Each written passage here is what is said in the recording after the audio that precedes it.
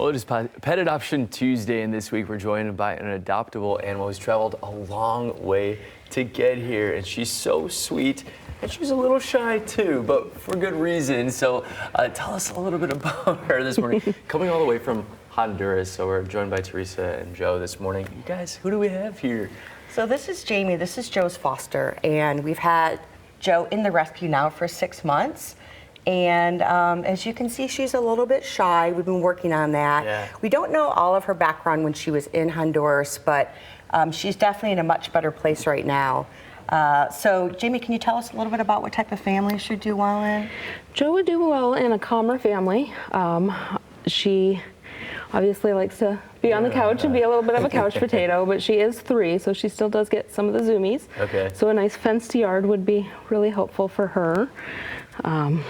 Kind of a quieter setting that is going to allow her to come out of her shell. Yeah, for sure. So obviously, you know, you guys have had her for a couple of months now. What are some of the things that you've been able to do with her to kind of help her get out of her shell? And you know, obviously she's comfortable with you. She feels safe sitting next to you. So what has that been like?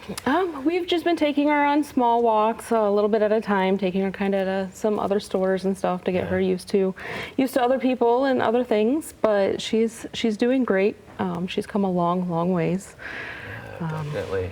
And tell us a little bit, remind folks, Teresa, about this process and the program that you guys did, because she's not the only one that you guys brought home here to find a forever home. Yeah, so she's actually the last dog from our Hope for Honduras, which is where we brought over 31 dogs in April to be adopted. And unfortunately, they were from an abandoned rescue in Roatan.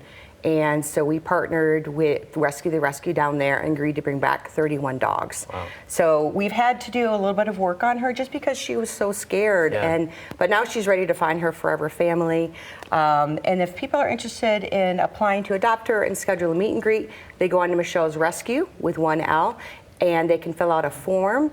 And then once they're approved, we would schedule a meet and greet, and they can actually have the chance to meet Joe in person. Amazing, and definitely worth that time, right? To get her feeling more comfortable and ready for that forever home. And real quick, you guys have an amazing kitten program and event coming up too. We do. So we have, well, we're looking for volunteers actually in 2 different areas. So one is fosters. Yeah. We always need fosters, especially right now. We really need puppy and dog fosters.